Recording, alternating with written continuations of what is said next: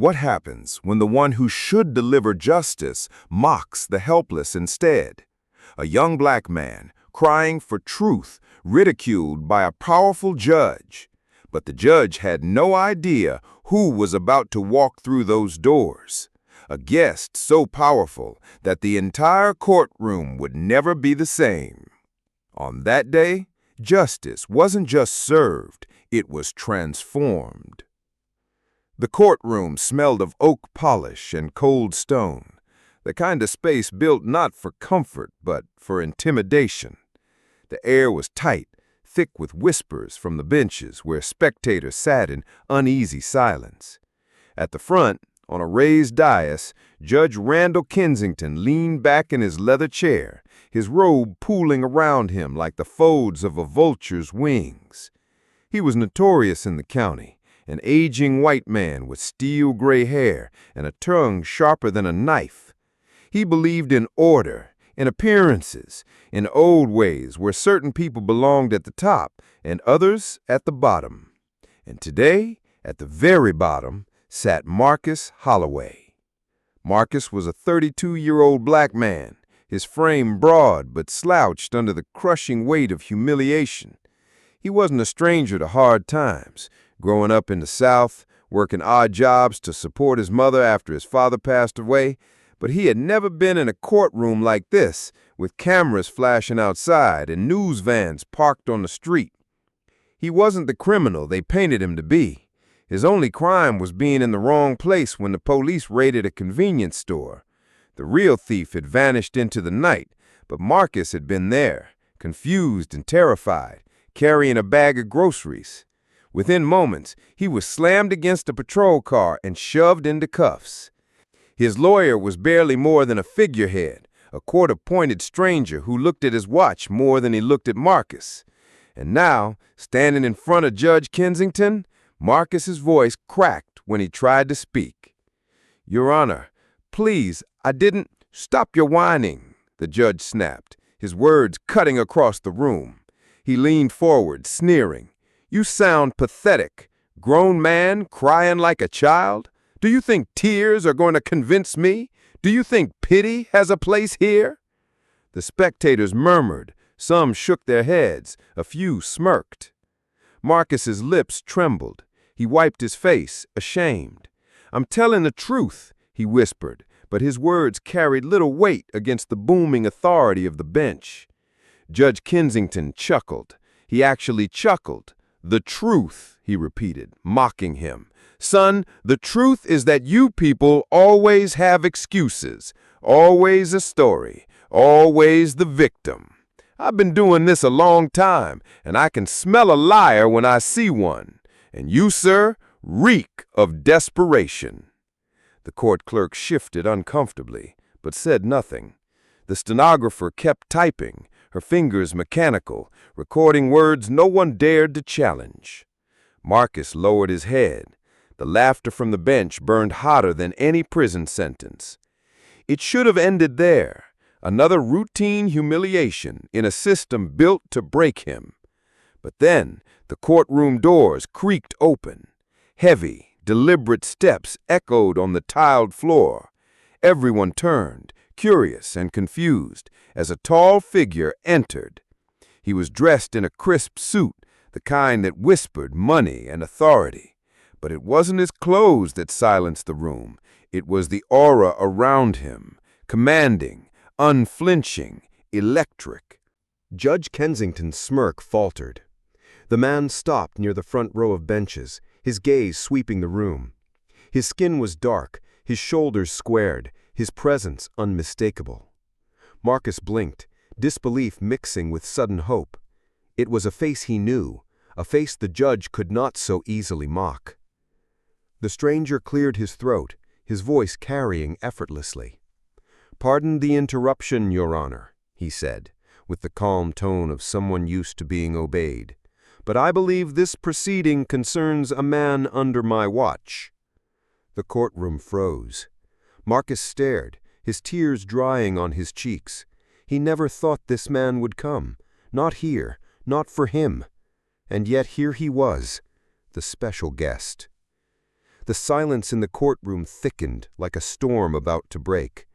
Judge Kensington shifted in his chair, gripping the armrest with white knuckles. He knew that voice. He knew that man. Colonel David Holloway, decorated war hero, strategist, a man whose name carried weight in Washington, whose medals gleamed in halls where power whispered, and more importantly, the older brother of Marcus Holloway. "Colonel Holloway," the judge stammered, clearing his throat, I wasn't informed of your presence here." David's eyes, sharp as polished steel, didn't blink. "You weren't supposed to be informed," he replied. "I came unannounced. I wanted to see, with my own eyes, how justice is handled in this county." He turned his gaze to Marcus, whose trembling stopped the moment their eyes met. For the first time in weeks, Marcus sat up straighter. The judge forced a chuckle, but it carried no warmth. "Well, justice is exactly what you'll find here.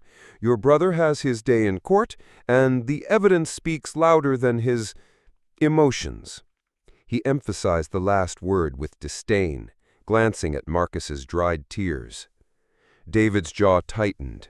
He took a step forward, his polished shoes echoing in the cavernous room. "Emotions," he repeated, his voice low. "What I heard, Judge, was not law. It was mockery. You demeaned a man for expressing pain. You ridiculed him in front of strangers as though this were a stage for your amusement." The spectators shifted, murmurs crawling through the benches. The court clerk lowered his eyes. Even the bailiff stiffened, unsure where to look. Kensington's smile cracked. "Well, Colonel Holloway, this is highly irregular." "No," David interrupted, his tone cutting like a blade. "What's irregular is the pattern of your courtroom. I've read the reports. I know the statistics. Young black men appear before you, and more often than not, they walk out in shackles. Your words are poison dressed in robes." The judge slammed his gavel, the sharp crack startling the crowd. "Order! I will not be lectured in my courtroom." But the gavel sound could not silence the truth, because just then another door opened. From the side entrance, a group of uniformed men and women filed in, officers in full military dress, their ribbons flashing under the harsh fluorescent lights. They weren't there to cause chaos. They were there to witness. The colonel had not come alone. Kensington's face drained of color. "Your Honor," David said evenly, his voice carrying like a command in the field, "I didn't come here to argue. I came here to hold you accountable. This man is not just my brother. He is an American citizen, entitled to the same dignity you so carelessly strip away." "Your Honor," David said evenly, his voice carrying like a command in the field, "I didn't come here to argue. I came here to hold you accountable. This man is not just my brother. He is an American citizen, entitled to the same dignity you so carelessly strip away." Marcus felt his chest swell. For weeks he had been voiceless, powerless. Now, with his brother standing tall, his shame began to dissolve, replaced by a rising tide of strength. The judge tried to recover. "This is intimidation. I demand that the military officers vacate my courtroom immediately." But one of the officers stepped forward, her voice crisp. "With respect, Your Honor, we are here under lawful observation. The Department of Justice authorized us after multiple complaints about your conduct. You will proceed under watch." The gasp that rippled through the crowd was thunderous. Kensington's hands shook as he adjusted his robe. His arrogance wavered, replaced by fear. He tried to proceed with the trial, fumbling through the papers, but every word he uttered now trembled under the weight of the eyes fixed on him. Marcus finally raised his voice. "Judge Kensington," he said, steady now, his tears gone. "You mocked me because you thought no one cared. But look around. People care. My brother cares. And today, you're the one being judged." The words hung in the air like a verdict. The judge sputtered, This is outrageous." But David Holloway leaned forward, his tone sharp like gunfire. "No, Your Honor, this is justice." The proceedings collapsed under the pressure. Evidence once overlooked was brought forward. Witnesses, neighbors, clerks, even the convenience store owner testified that Marcus had bought groceries, not stolen. The narrative unraveled, thread by thread, until the prosecution's case lay in tatters. And when the time came for the ruling, Judge Kensington's voice cracked. For the first time in his long career, he faltered, forced by the eyes of the nation, because news cameras now lined the back walls, tipped off by the colonel's team. He cleared his throat. "The charges are dismissed." Cheers erupted in the courtroom. Marcus closed his eyes, his fists clenched, the chains of humiliation finally broken. But the story did not end with his freedom, because 2 weeks later, Judge Kensington himself sat at a table, not in robes, not in power, but in front of an inquiry board. His career, once untouchable, was under fire. Testimonies poured in, detailing years of bias, years of mockery, years of destroying lives from behind the safety of his bench. And who sat at the front row of that hearing? Marcus Holloway.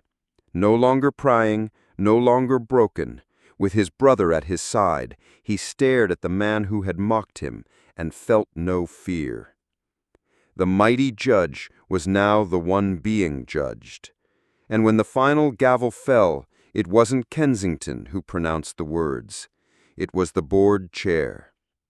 "Randall Kensington, you are hereby removed from your seat. You are disbarred. Your power ends here." The courtroom that once held Marcus in chains now roared with justice.